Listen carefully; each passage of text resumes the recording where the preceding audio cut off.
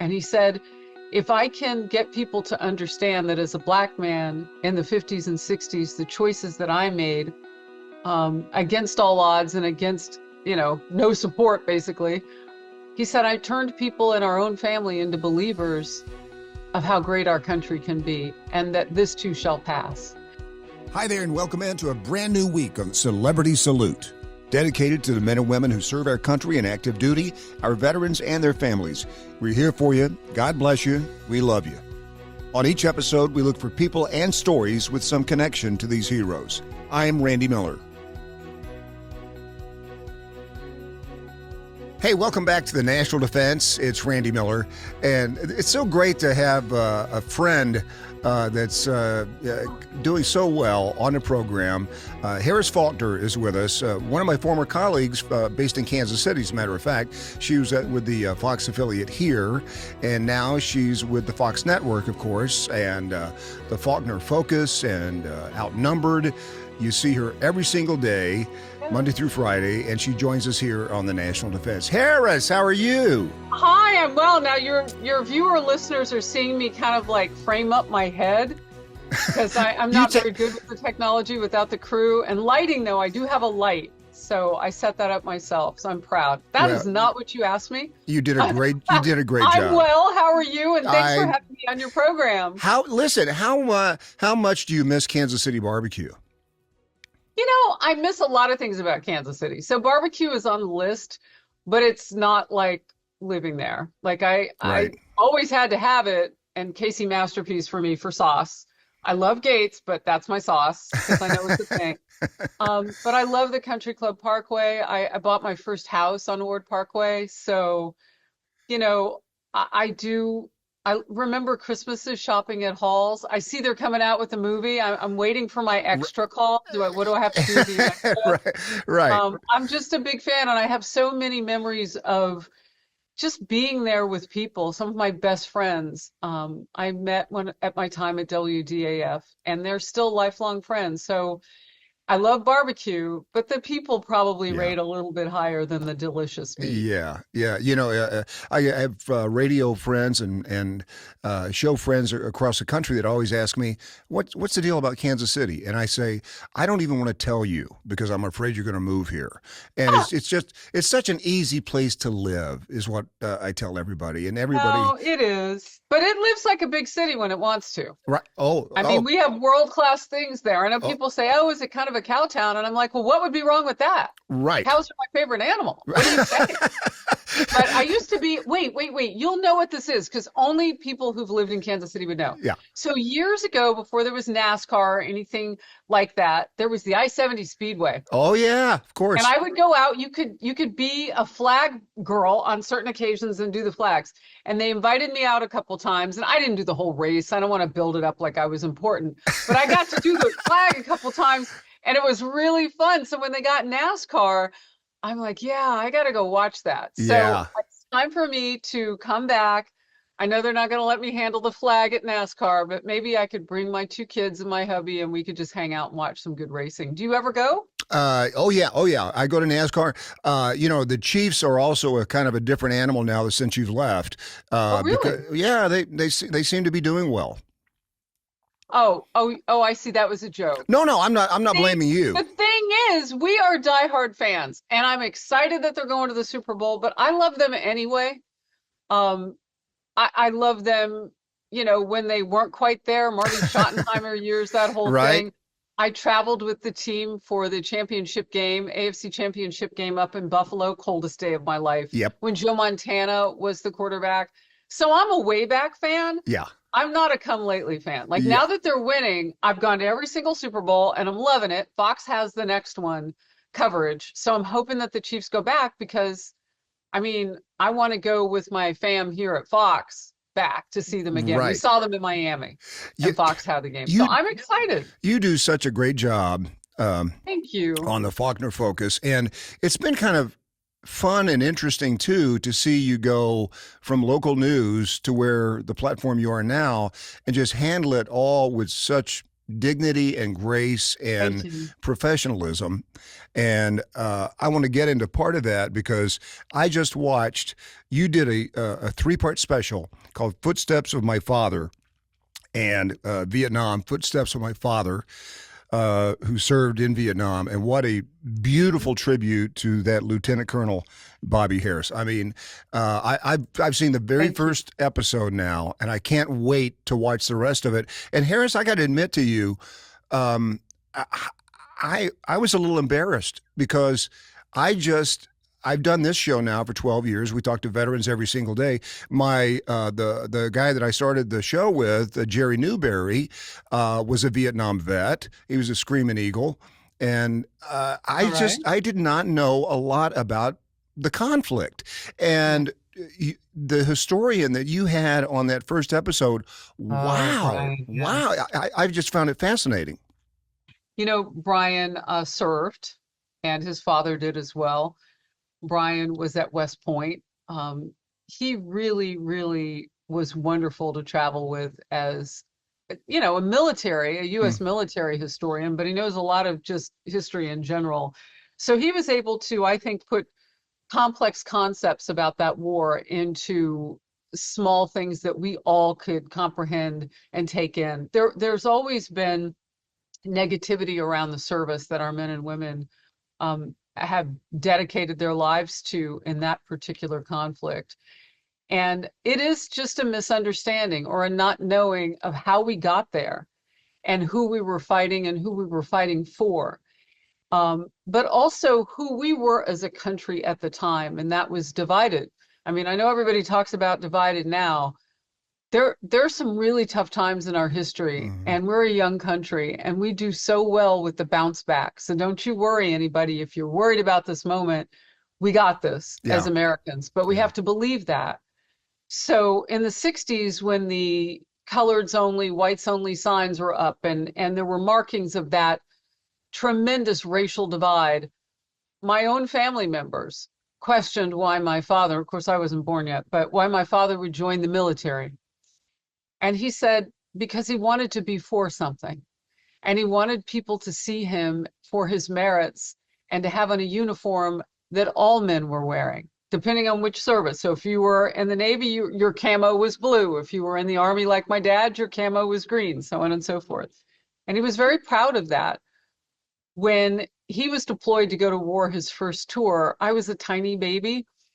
I didn't see him again, back to back tours for my dad, two tours. I didn't see him again until I was over two. Oh, wow. And, you know, that's a big gap. And to this day, I can remember my mom being so dedicated to make sure that his homecoming was as important as his going away to fight because she knew how tough it was going to be. So I only know the rest of this because I was too young to know it. So I'll just share with you quickly what my parents told me. So dad comes home. Our guys are being spat upon. People are cussing at them. How could you? They find out about Kent State, of course. And there were mistakes in the war. And the reason my father stuck with it to become leadership in the military was because he felt like America needed to know the truth about the soldiers who served, about the Marines who served. And he wanted to be the voice of reason to bring people together around a tough issue. And he said, if I can get people to understand that as a Black man in the 50s and 60s, the choices that I made against all odds and against, no support, basically, he said, I turned people in our own family into believers of how great our country can be and that Oh, this too shall wow. pass. So I often remember that, and I know that that's true about this moment. So going back to Vietnam, I have to tell you, Randy, just being there, touching down and following his battleground Mm. footsteps, it really made me understand how special our nation is. And when I see a Vietnam veteran, I say to them, we all say thank you for your service, but they deserve something different. Yeah. Welcome home. Right. Thank Right. you for loving this nation and going so far in her name. Because maybe they didn't hear it when they needed to, but our voices must never tire of telling them now. Well, it's a wonderful documentary, and I would encourage Thank anybody. you. I watched it on Fox Nation, Hmm. and you Oh, know good. the parallel. Obviously, there is the way we left Vietnam is very similar to the way we left Afghanistan. Oh, preach. And I have talked to so many veterans that served in Afghanistan that are having so many problems with the way we left there, and in both cases did not finish the job. Now, did we severely underestimate both times? Probably. But in both of those cases, it was a job left unfinished. Now in Vietnam, although your dad enlisted, that was the draft, so you didn't have Yes. any choice. But the men and women who served in Afghanistan, they had a choice, and they had their very own personal missions in that regard. So they did face a lot of hand wringing and that kind of thing when they came back. But certainly that's a distinct parallel. Yeah. I would say this about where our country was in both those wars. We were so divided then that it didn't take much for people to hate each other along the lines of should we support this war or not. And you also had the advent of real-time pictures or relatively contemporaneous pictures, as close as it could be. It was all on tape, but those pictures weren't old from the war, maybe a day or a week or so. And for the first time, America got to watch a war on screen. And we think that that is ubiquitous with what we see these days because everything is on somebody's screen. Right. So that changed our whether or not it was going to be palatable for us to be at war. Those pictures and that video really played a role. Having Walter Cronkite then suddenly become an editorialist on the ground and declare that we're never going to win here. It wasn't that he was right or wrong. It's just that he was Walter Cronkite. Right. And when he said it, people believed him. Yeah. And he turned out to be right, sadly.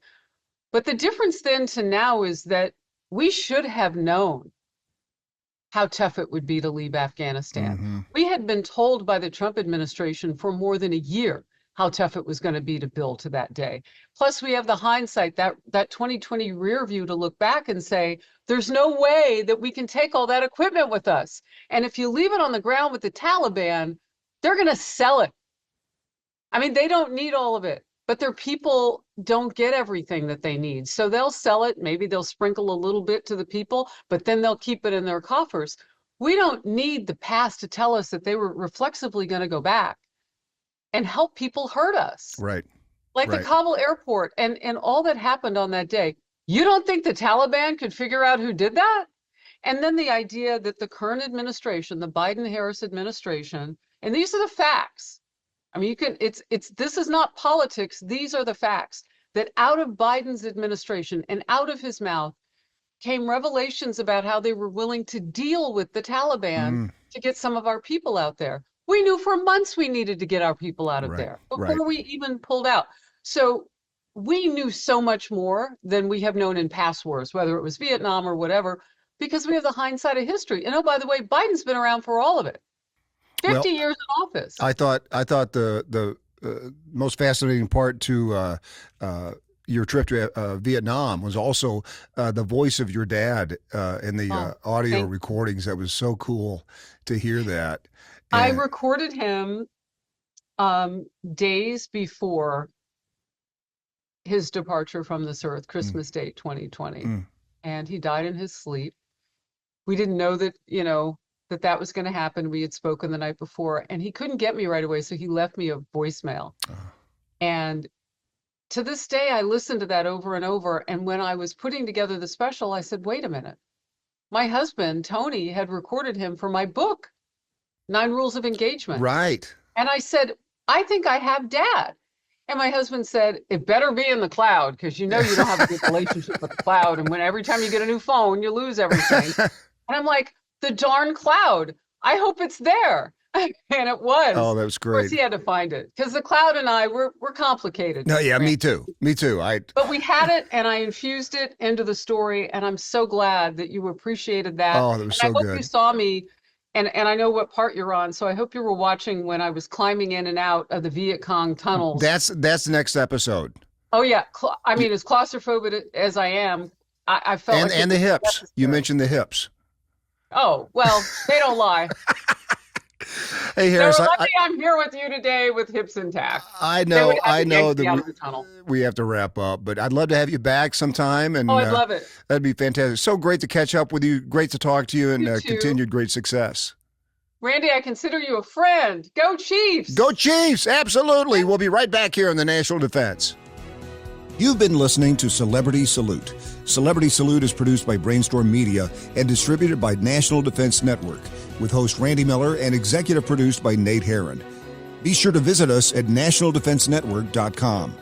This podcast is available on Apple Podcasts, Spotify, Google, or wherever you get your podcasts. You can also say, Alexa, play the National Defense Network podcast.